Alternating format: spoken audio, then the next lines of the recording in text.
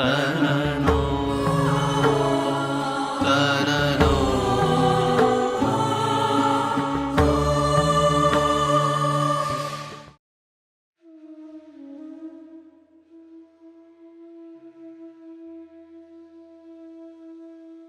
श्रीहरिं परमानन्दमुपदेष्टारमीश्वरं व्यापकं सर्वलोकानां कारणं तन्नमाम्यहम्।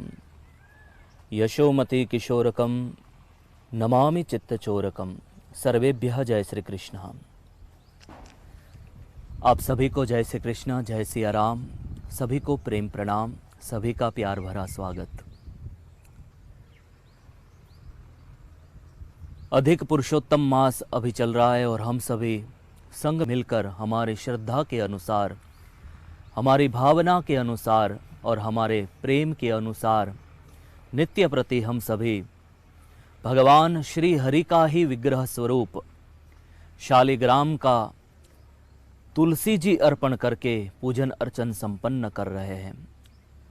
कहीं जगह कथाओं का श्रवण चल रहा है, कहीं जगह यज्ञ यागादि चल रहा है। हम अपनी अपनी श्रद्धा से, अपनी अपनी भक्ति के और अपनी अपने भाव के अनुसार जुड़ रहे हैं।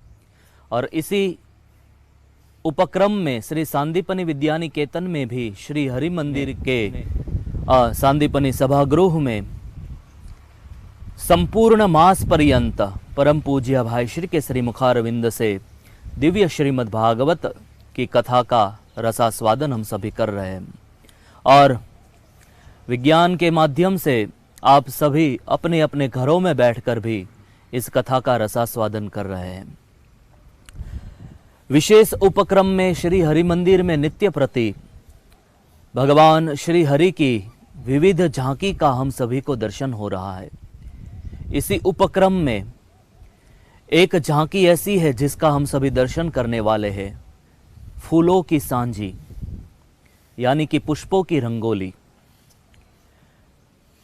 पुष्प शब्द सुनते ही कई सारे कपाट खुलते हैं हमारे आंखों के सामने, हमारे मन के मंदिर में। ठाकुर जी को, श्री हरि को कई सारी वस्तुएं अति प्रिय है। भगवान श्री हरि को चंदनार्चा बहुत पसंद है। भगवान श्री हरि को विविध श्रृंगार हम करते हैं, ठाकुर जी को बड़े ही पसंद है। भगवान श्री हरि को कथा बहुत पसंद है। उसी तरह से भगवान श्री हरि को पुष्प भी बड़े प्यारे हैं। महाभारत में युधिष्ठिर को भगवान श्री कृष्ण स्वयं कहते हैं, युधिष्ठिर मुझे पुष्पों का श्रृंगार बड़ा ही प्रिय है। और इसीलिए भगवान श्री हरि को, भगवान श्री कृष्ण को पुष्प बड़े प्यारे हैं। हम फूलों का श्रृंगार करते हैं, ठाकुर जी को फूलों का बंगला बनाते हैं, फूलों की सांझी सजाते हैं, पुष्प अर्पण करते हैं, पुष्प की माला अर्पण करते हैं। विभिन्न नित नूतन पुष्प हम ले आते हैं, कमल की माला, कुमुद की माला, चंपा चमेली की माला, मधुमालती की माला। भगवान को ये सब पुष्प बड़े ही प्रिय है। मोगरे की माला और पुष्प, इन सब पुष्पों का नाम सुनते ही एक सुगंध का दरिया हमारे सामने छा जाता है और उस सुगंध में जैसे हम रम जाते हैं। भगवान श्री और पुष्पों का स्वभाव क्या है, पुष्प के बारे में यदि हम बात करें तो सबसे पहला स्वभाव है उसका सुगंध। वो सुगंध फैलाता है और मीठी मीठी सुगंध ठाकुर जी को बहुत प्रिय है। और पुष्पों का दूसरा स्वभाव है कोमलता। तो हमारे ठाकुर जी भी बड़े ही कोमल है। नीलाम बुज श्यामल कोमलांगम सीता समारोपित वाम भागम। भगवान श्री हरि बड़े ही कोमलांग है, इसलिए पुष्प भी कोमल है। भगवान को पुष्पों की कोमलता इसीलिए प्रिय है। और दूसरी बात ये भी है कि ठाकुर जी का श्री विग्रह, ठाकुर जी का श्री अंग बड़ा ही कोमल है, इसलिए कोमल जो वस्तु है वही ठाकुर जी को अर्पित की जाती है। यदि हम थोड़ी कठोर कोई श्रृंगार यदि हम ठाकुर जी को करते हैं तो ठाकुर जी को बड़ा ही श्रम होता है। जैसे श्रीमद् भागवत महापुराण में जब रामायण की कथा का आरंभ करते हैं वेदव्यास जी, तो वहां पर एक बड़ा ही प्यारा श्लोक उन्होंने दिया।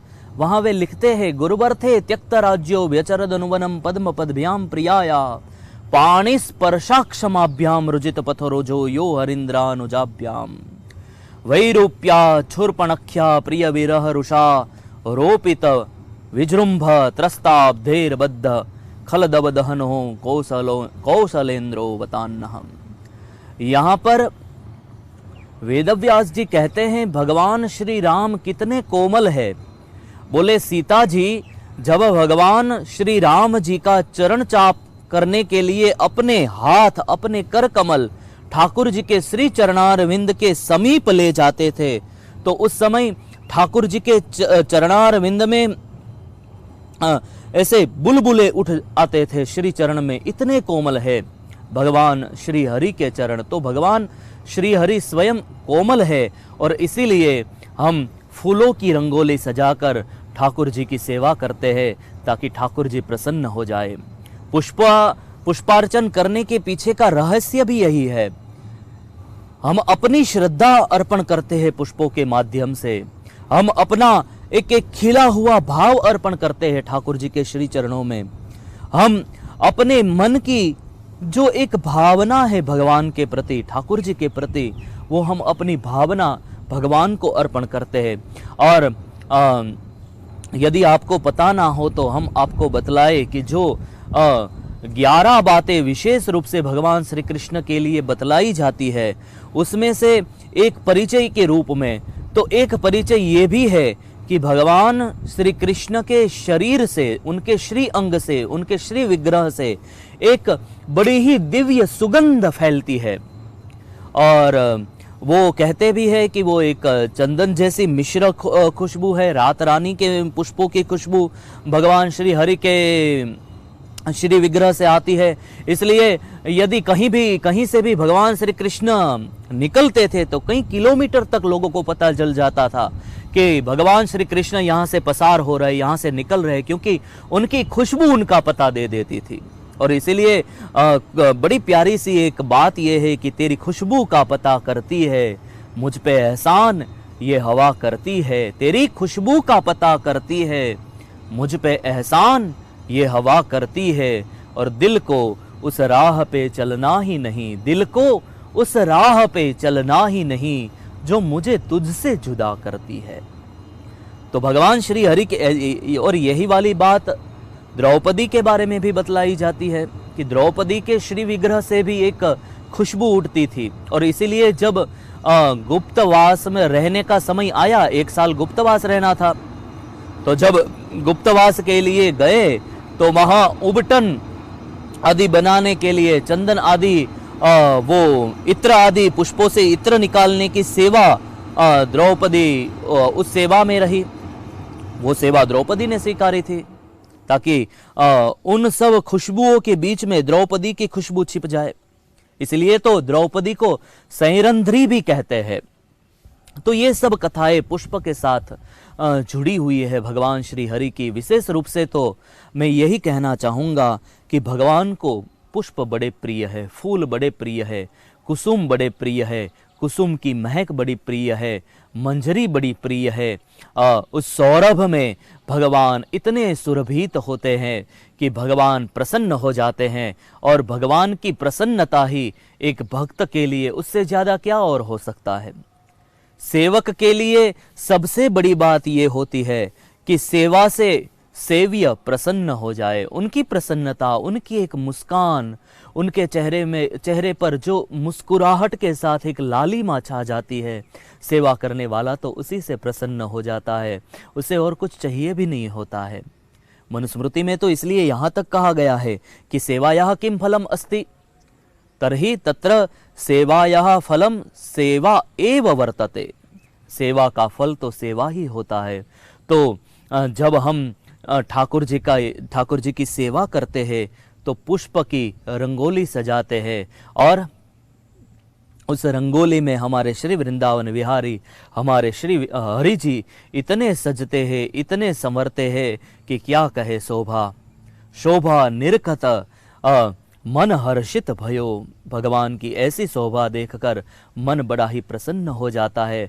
और ठाकुर जी को पुष्प की सुगंध फूलों की सुगंध, फूलों की रंगोली की सुगंध, फूलों की सांझी की सुगंध, भगवान बड़े ही प्रसन्न हो जाते हैं। तू प्रसन्न हो जाए श्री हरि, तो इससे ज़्यादा हमें और क्या चाहिए। तेरी प्रसन्नता के लिए ही हमारे जीवन का प्रत्येक क्षण बीते। इसी भावना के साथ हम फूलों की सांझी सजाते हैं। फूलों में सज रहे हैं श्री वृंदावन विहारी।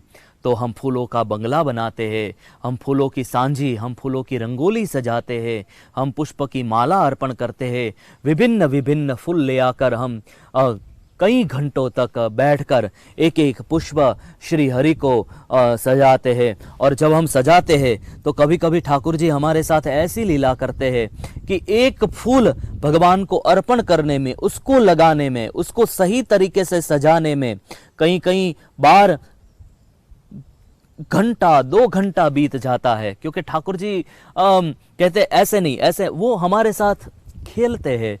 तो इस तरह का भाव हमारा भी बने। विशेष रूप से तो पुष्प के माध्यम से हम अपनी श्रद्धा, हम अपनी भक्ति, हम अपना प्रेम, हम अपना ज्ञान, हम अपना सर्वस्व ठाकुर जी के ऊपर निछावर करते हैं। और ठाकुर जी के ऊपर, श्री हरि के ऊपर निछावर हो जाना, यही तो हमारे जीवन का साफल्य माना जाएगा। तो इसी भाव से हम ठाकुर जी का फूलों की सांझी सजाते हैं, फूलों की रंगोली सजाते हैं। और इसी रंगोली में और इसी फूलों के बीच हमारे श्री हरि प्रसन्न रहते हैं। हम श्री हरि की प्रसन्नता के लिए सब करते हैं।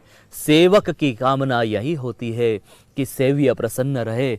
फिर वो कि कोई भी स्थिति हो, बस सेव्य प्रसन्न रहे। तो प्रसन्नता के लिए हम ठाकुर जी सब करते हैं। तो आप प्रसन्नता पूर्वक हमारे भाव को स्वीकार करिएगा। इसी भावना के साथ आप सभी को जय श्री कृष्णा, जय सिया राम, सभी को प्रेम प्रणाम। जय श्री हरि।